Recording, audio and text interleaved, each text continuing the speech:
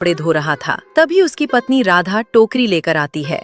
राधा, आज इन कपड़ों का बोझ मेरे कंधों को तोड़ रहा है।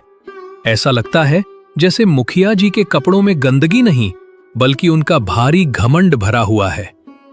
जितना मैं रगड़ता हूं, उतनी ही मेरी हिम्मत जवाब देने लगती है। पर क्या करूं? पेट की भूख और बेटे का भविष्य इन हाथों को रुकने नहीं देता। अरे ओ जी, आप इतना गुस्सा क्यों कर रहे हैं? थोड़ा धीरे हाथ चलाइए, वरना नया कपड़ा फट गया तो मुखिया जी हमें गांव से बाहर करवा देंगे। हम गरीब लोग हैं, हमारे नसीब में सिर्फ दूसरों की गंदगी साफ करना ही लिखा है। इसलिए चुपचाप अपना काम कीजिए और भगवान पर भरोसा रखिए।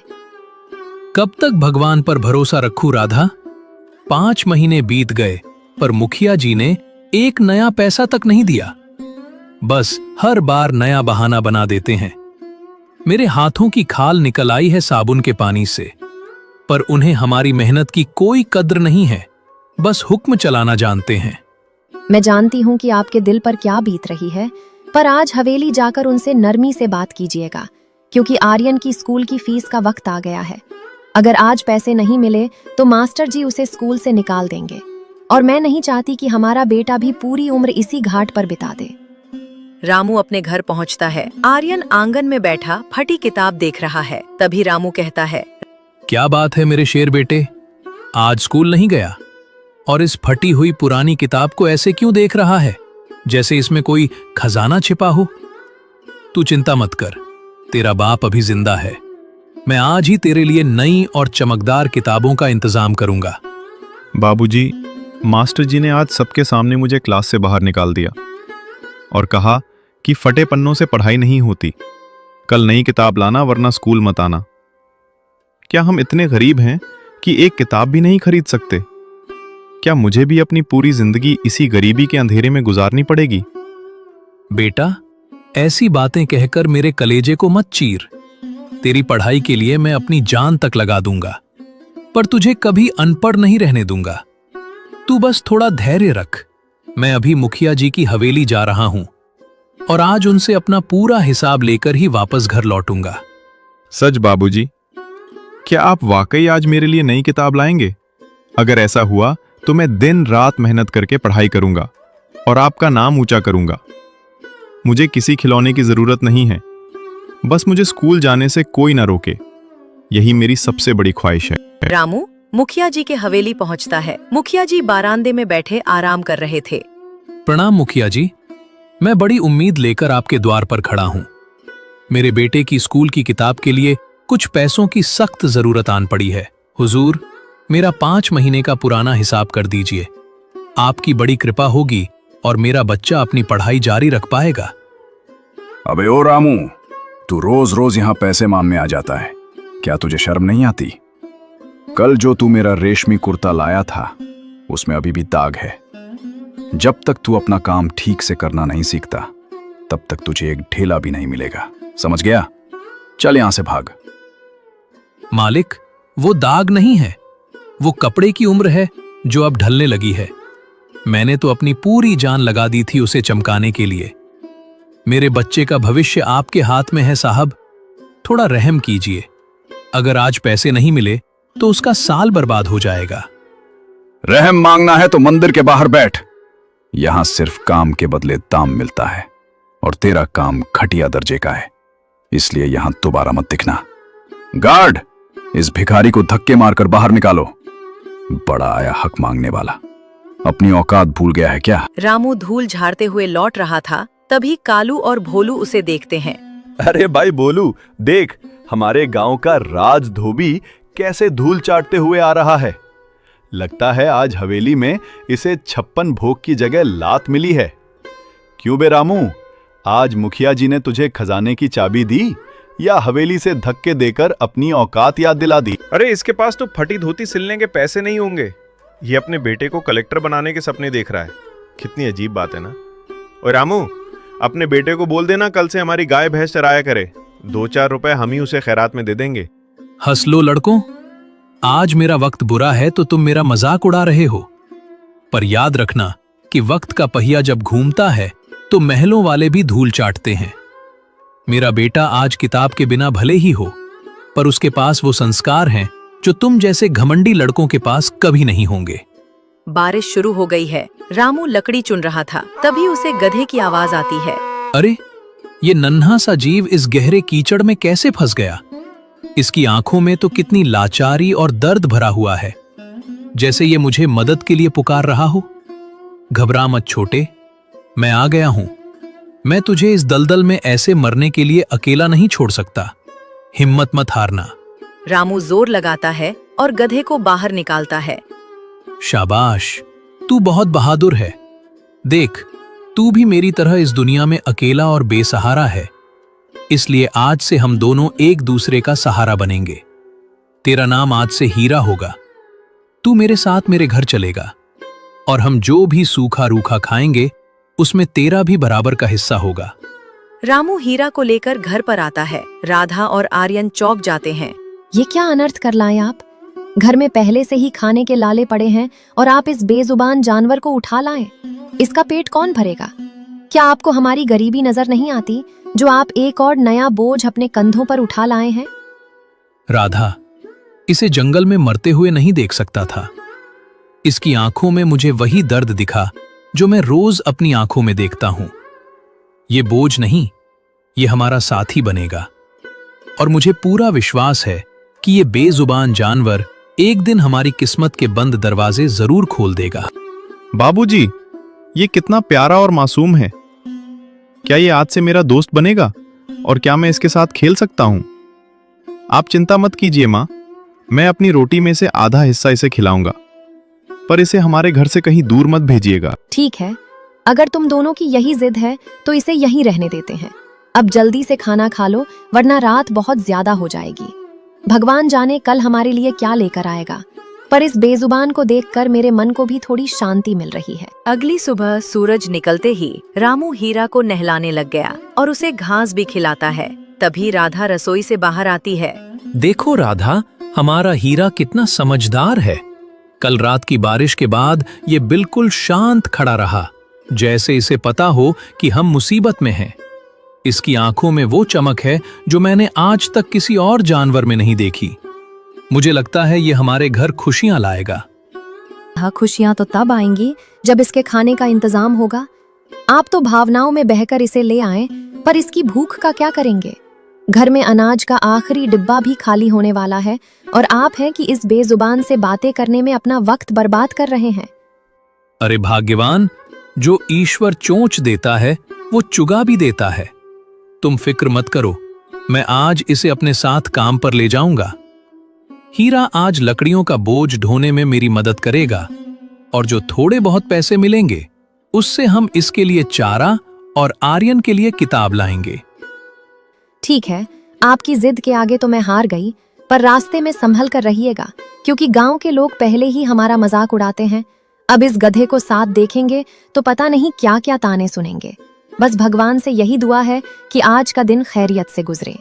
रामू हीरा की पीठ पर खाली टोकरियां बांधकर निकल रहा है। रास्ते में मुखिया जी के बिगड़ैल लड़के कालू और भोलू खड़े हैं। अरे भाई भोलू, जरा इधर तो देख, हमारे गांव का धोबी अब गधापति बन गया है।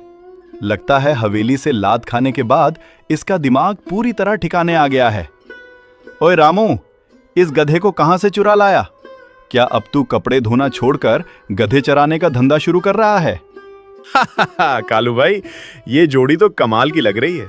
एक तरफ फटा हुआ धोबी और दूसरी तरफ ये दुबला पतला गधा। रामू चाचा, अगर इस गधे को बेचना हो तो बताना, हम इसे अपने बगीचे की घास साफ करने के लिए रख लेंगे। कम से कम इसे 2 वक्त की रोटी तो नसीब होगी। तुम लोग अभी बच्चे हो, तुम्हें वफादारी और मेहनत की भाषा समझ नहीं आएगी, इसलिए अपना वक्त मेरा मजाक उड़ाने में बर्बाद मत करो। हीरा मेरा साथी है और मेहनत करना मेरा धर्म है। जिस दिन मेरा वक्त बदलेगा उस दिन तुम्हारी ये हंसी गायब हो जाएगी। तब तक तुम अपनी रईसी पर इतरा लो। बड़ी बड़ी बातें करने से पेट नहीं भरता धोबी। जा जाकर लकड़ियां चुन, वरना शाम को चूल्हा भी नहीं जलेगा और तेरा ये हीरा भी भूखा सोएगा। हम तो बस तेरा भला सोच रहे थे, पर तू तो अपनी गरीबी को ही अपना गहना समझ बैठा है। जा, भाग यहां से। रामू और हीरा जंगल के गहरे हिस्से में पहुंचता है। रामू लकड़ियां काट रहा था और हीरा शांति से खड़ा होकर ये सब कुछ देख रहा था। हीरा, तू कितना भला है। देख, मैं इतनी मेहनत कर रहा हूं और तू बस मुझे देख रहा है जैसे मेरी हिम्मत बढ़ा रहा हो।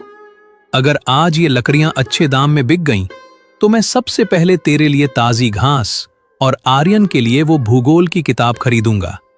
तभी आसमान में अचानक कोहरा छाने लगता है और रामू को एक पेड़ के नीचे एक साधु बैठे दिखाई देते हैं। अरे, इस घने जंगल में जहां परिंदा भी पर नहीं मारता, वहां ये साधु महाराज अकेले ध्यान में कैसे लीन हैं? इनके चेहरे पर तो सूर्य जैसा तेज है और आसपास का वातावरण कितना शांत लग रहा है। मुझे लगता है मुझे इनके दर्शन करने चाहिए। प्रणाम स्वामी जी। इस तुच्छ धोबी का सादर प्रणाम स्वीकार करें। मैं यहां लकड़ियां चुनने आया था और आपको देखकर मेरे कदम रुक गए। अगर मेरी वजह से आपके ध्यान में कोई बाधा आई हो तो मुझे क्षमा कर दीजिएगा। मैं अभी यहां से चला जाता हूं। साधु महाराज धीरे से रामू की ओर रहस्यमयी मुस्कान के साथ देखते हैं। उठो बेटा, जो इंसान परिश्रम को ही अपनी पूजा मानता है, उसके आने से कभी किसी का ध्यान भंग नहीं होता। तुम बहुत थके हुए लग रहे हो और तुम्हारे चेहरे की ये लकीरें बता रही हैं कि तुम अपनी गरीबी और समाज के तानों से बहुत परेशान हो। स्वामी जी, आप अंतर्यामी हैं। आपने मेरे दिल का हाल बिना कहे जान लिया। मैं अपनी पूरी जान लगाकर मेहनत करता हूं, पर फिर भी मेरा परिवार दुखी है। मेरा बेटा पढ़ना चाहता है, पर मैं उसे किताब तक नहीं दे पा रहा। कभी कभी लगता है कि शायद ईश्वर मेरी पुकार सुन ही नहीं रहा है। ईश्वर हर पुकार सुनता है बेटा, बस देखने का नजरिया चाहिए। क्या तुम्हें लगता है कि ये गधा तुम्हें अचानक मिल गया? ये साधारण पशु नहीं है। ये तुम्हारी ईमानदारी और पशु प्रेम का वो फल है जो विधाता ने स्वयं तुम्हें पुरस्कार के रूप में भेजा है। स्वामी जी, आप इस बेजुबान हीरा के बारे में ऐसा क्यों कह रहे हैं? ये तो बस एक भटका हुआ जानवर था जिसे मैंने मरते हुए देख बचा लिया। क्या इसमें भी कोई राज छिपा है? क्या ये साधारण गधा वाकई मेरे जीवन की कठिनाइयों को कम करने की ताकत रखता है? धैर्य रखो रामू, समय आने पर सब पता चल जाएगा। बस एक बात याद रखना कि कभी इस बेजुबान पर अत्याचार मत करना और इसे प्रेम से रखना। जब भी तुम मुश्किल में हो, जंगल के इस हिस्से में चले आना। ये जंगल और ये हीरा तुम्हें वो रास्ता दिखाएंगे जो तुम्हारी 7 पीढ़ियों की गरीबी मिटा देगा। रामू लकड़ियों को कुछ हीरा के पीठ पर लाद कर और कुछ खुद लेकर बाजार जाता बेचने के लिए। वो काफी सोच में डूबा हुआ था। अरे, आप आ गए। आज तो आपके चेहरे पर थकान की जगह एक अजीब सी शांति दिख रही है। क्या आज लकड़ियां बहुत अच्छे दाम में बिकी हैं? और ये हीरा इतना खुश क्यों लग रहा है, जैसे इसे कोई खजाना मिल गया हो? राधा, आज जंगल में मेरी मुलाकात एक महान साधु महाराज से हुई। उन्होंने जो बातें कहीं वो मेरे दिल को छू गईं। उन्होंने कहा कि हीरा कोई साधारण जानवर नहीं है, बल्कि ईश्वर का दिया हुआ एक आशीर्वाद है जो हमारी गरीबी के दिन खत्म करने आया है। साधु संत तो ऐसी बातें करते ही रहते हैं, आप भी उनकी बातों में आ गए। भला एक गधा हमारी गरीबी कैसे दूर करेगा? पर खैर, अगर इससे आपके मन को शांति मिलती है तो ठीक है। फिलहाल तो लकड़ियां बेचकर जो पैसे लाए हैं वो दीजिए, ताकि रसोई का सामान आ सके। तभी आर्यन दौड़ कर आता है। बाबूजी, आज मैं बहुत खुश हूँ। मुझे पता था कि हीरा आपके साथ जाएगा तो सब अच्छा ही होगा। देखिए, हीरा कैसे मुस्कुरा रहा है। क्या मैं इसे आज थोड़ी ज्यादा घास खिला सकता हूँ, क्योंकि इसने आज बहुत मेहनत की है? हाँ बेटा, इसे जी भरकर खिला, क्योंकि अब मुझे यकीन हो गया है कि हमारे अच्छे दिन आने वाले हैं। बस हमें अपनी ईमानदारी नहीं छोड़नी है और इस हीरे का साथ हमेशा निभाना है। फिर देखना भगवान कैसे चमत्कार करता है। रामू हीरा के साथ मुखिया जी के घर धोए हुए कपड़े वापस करने पहुंचाता है। मुखिया जी कड़े तेवर में बैठे थे। प्रणाम मुखिया जी, आज मैं आपके सारे कपड़े सुखाकर और अच्छे से तह लगाकर लाया हूँ। अब तो इनमें कोई दाग नहीं बचा है। हुजूर, क्या आज मेरा पिछला हिसाब हो सकता है, ताकि मैं अपने घर का राशन और बच्चे की किताब ला सकूं? अबे ओ रामू, तू फिर से वही राग अलापने लगा। क्या तुझे समझ नहीं आता कि जब तक मैं पूरी तरह खुश नहीं होता तुझे एक पैसा नहीं दूंगा? और ये क्या गंदी शक्ल वाला जानवर अपने साथ हवेली के अंदर ले आया है? इसे बाहर निकाल, वरना डंडे से इसकी खाल खिंचवा दूंगा। मालिक, ये कोई गंदा जानवर नहीं है। ये मेरा वफादार साथी हीरा है, जो बोझ ढोने में मेरी मदद करता है और चुपचाप खड़ा रहता है। कृपया इसे अपशब्द न कहें हुजूर। ये बेजुबान है, पर आपकी हर बात समझता है। बस अपनी मेहनत का फल मांग रहा हूं। बड़ा आया वफादार का बच्चा। अगर ये इतना ही कीमती है तो इसे बोल कि मेरे सामने नाच कर दिखाए, या फिर आसमान से सोने की बारिश कर दे। तू पागल हो गया है रामू। एक मामूली गधे को अपना साथी मानकर अपनी औकात भूलता जा रहा है। चल भाग यहां से। रामू हवेली से खाली हाथ लौट रहा था, तभी रास्ते में कालू और भोलू उसे फिर से घेर लेते हैं। अरे भाई भोलू, देखो तो जरा, हमारे गांव का हीरा धोबी आज फिर हवेली से धक्के खाकर आ रहा है। लगता है मुखिया जी ने इसे धेला भी नहीं दिया। क्यों बे रामू, तेरा ये जादुई गधा आज कुछ कमाल क्यों नहीं कर रहा? क्या इसकी सारी शक्तियां घास चरने में खत्म हो गई हैं? कालू भाई, ये तो खुद को राजा समझने लगा था, पर अब देखो इसकी सूरत कैसी उतर गई है, जैसे किसी ने इसका सब कुछ लूट लिया हो। ओए रामू, अगर पैसे चाहिए तो इस गधे को हमारे पास गिरवी रख दे, हम इसे कुएं से पानी निकलवाने के काम में लगा देंगे। तुम लोग मेरी गरीबी का मजाक उड़ा सकते हो, पर इस बेजुबान हीरा का अपमान मत करो, क्योंकि ये तुम्हारी सोच से कहीं ज्यादा समझदार है। वक्त आने दो लड़कों, जिस दिन विधाता की कृपा होगी, उस दिन तुम्हारी ये हंसी आंसुओं में बदल जाएगी और तुम सब देखते रह जाओगे। जुबान लड़ाता है, एक मामूली धोबी होकर हमें आंखें दिखाता है। जाकर अपनी फटी धोती सिल, वरना कल ये गधा भी तुझे छोड़कर भाग जाएगा। क्योंकि भूखे पेट तो भक्ति भी नहीं होती, वफादारी तो दूर की बात है। रामू घर पहुंचता है। आर्यन उसे उम्मीद भरी नजरों से देखता है, पर रामू का खाली हाथ देखकर उदास हो जाता है। बाबूजी, क्या आज भी आप खाली हाथ आए हैं? क्या मास्टर जी की बात सच हो जाएगी और मुझे कल से स्कूल जाना छोड़ना पड़ेगा? मेरे बच्चे, आज फिर उस पत्थर दिल मुखिया ने मुझे खाली हाथ लौटा दिया, पर तू हिम्मत मत हार। मैं आज रात फिर से कोशिश करूंगा, चाहे मुझे अपनी जान ही क्यों न बेचनी पड़े। मैं तेरे लिए वो किताब जरूर लाऊंगा। तू बस थोड़ा सब्र रख और भगवान पर भरोसा रख। मैं तो पहले ही कहती थी कि इन अमीरों से उम्मीद रखना बेकार है, पर आप है कि हर बार अपना अपमान कराने हवेली पहुंच जाते हैं। अब घर में एक दाना भी नहीं बचा है। आज रात हम सब भूखे सोएंगे, पर इस हीरा का क्या होगा? ये भी तो सुबह से प्यासा खड़ा है। राधा, साधु महाराज ने कहा था कि जब भी मुश्किल आए तो जंगल के दक्षिण की ओर जाना। मुझे लगता है अब वही एक रास्ता बचा है। मैं अभी हीरा को लेकर जंगल जा रहा हूं। शायद वहां कुछ लकड़ियां मिल जाएं, जिन्हें बेचकर मैं आज रात का राशन ला सकूं। रामू और हीरा जंगल के दक्षिण की ओर पहुंचते हैं। अचानक हीरा एक खास जगह रुक जाता है और मिट्टी खोदने के लिए कहता है। हीरा, तू अचानक यहाँ क्यों रुक गया और ये मिट्टी खोदने क्यों कह रहा? क्या तुझे यहाँ कोई खाने की चीज खुशबू दे रही है?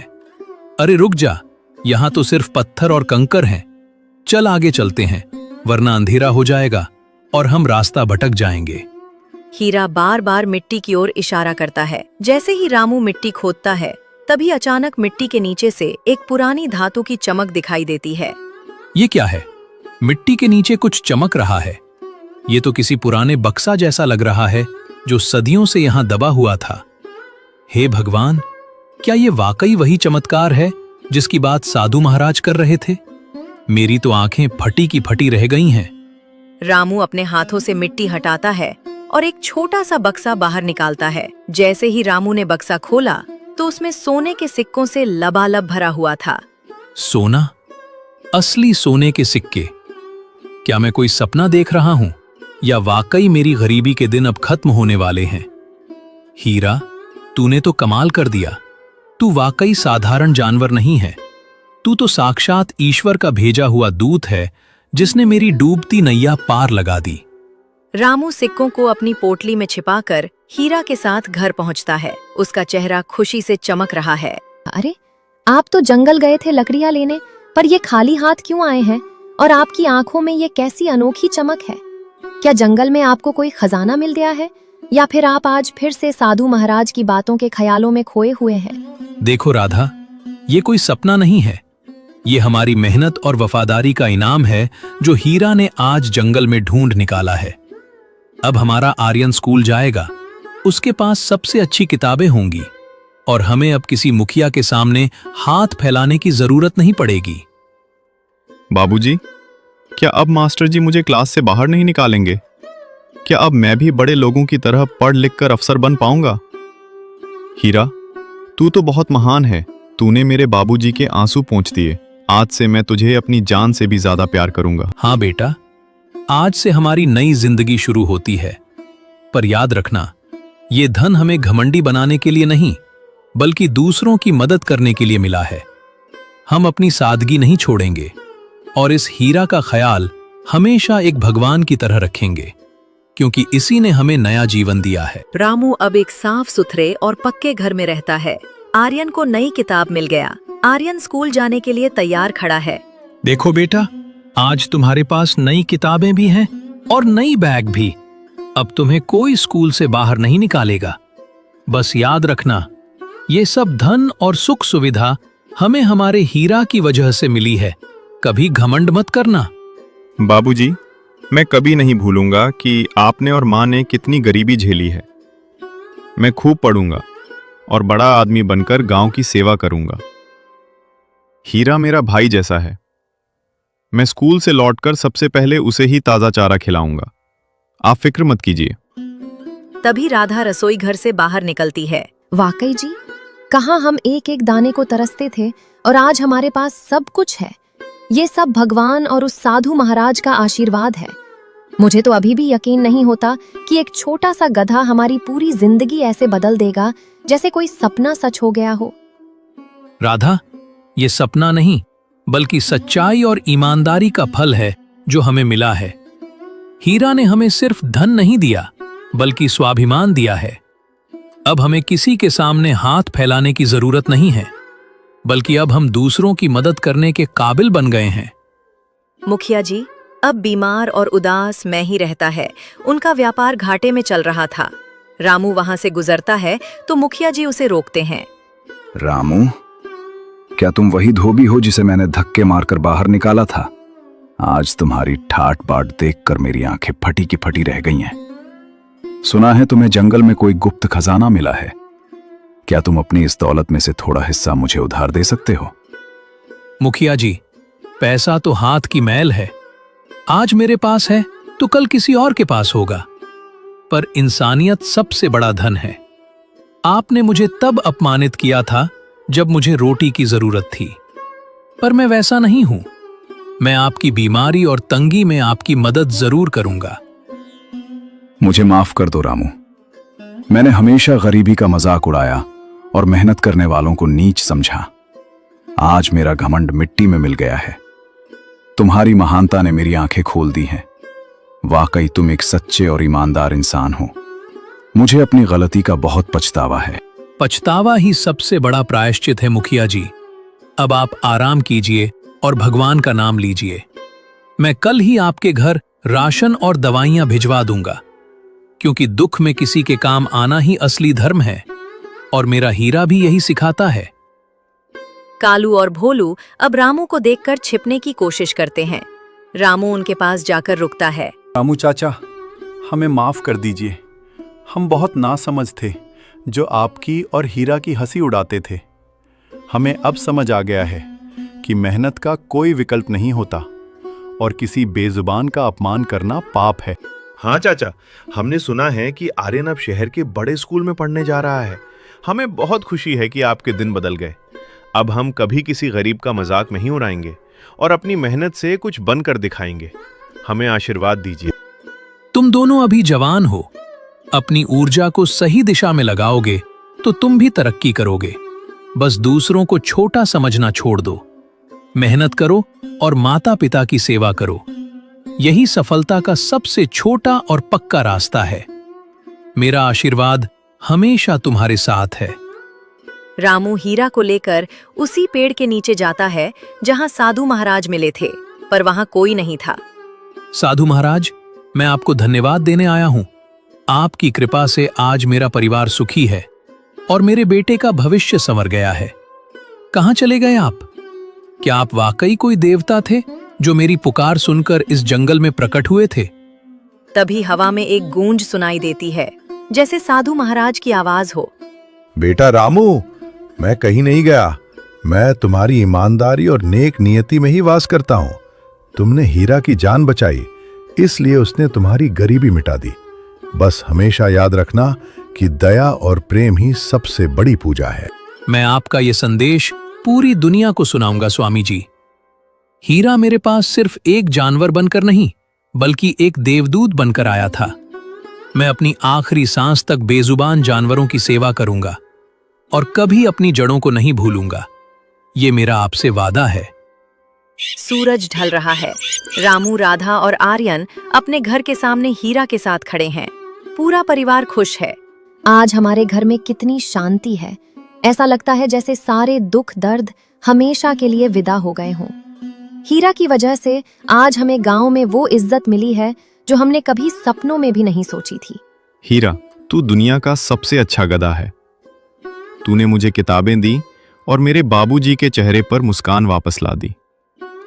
मैं वादा करता हूं कि मैं बड़ा होकर पशुओं के लिए एक बड़ा अस्पताल बनाऊंगा, जहां कोई भी जानवर बेसहारा नहीं रहेगा।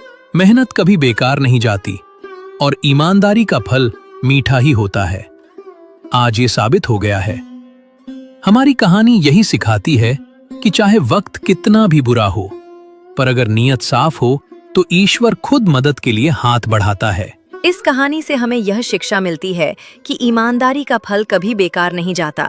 अगर कहानी अच्छी लगी तो लाइक, सब्सक्राइब करो।